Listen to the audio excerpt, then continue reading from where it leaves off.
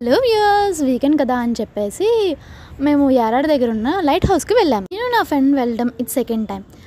ఎప్పుడు వెళ్ళినట్టు కాకుండా ఈసారి ఏంటో మా ఫ్రెండ్కి వింత వింత డౌట్లు అన్నీ వచ్చాయి.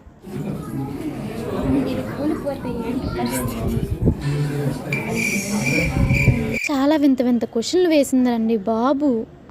లైన్లో నించోలేక కిటికీ దొరికితే అక్కడ కూర్చుండిపోయాను. తోచట్లేదని పేర్లు చెక్కుంటుందండి పాపం. ఏంటి కదా, చాలా లైన్ ఉండడం వల్ల మొత్తానికి చాలాసేపు తర్వాత రీచ్ అయిపోయాం. ఫైనల్లీ పైకి ఎక్కి వ్యూ చూడడానికి రెడీ అయిపోయాం.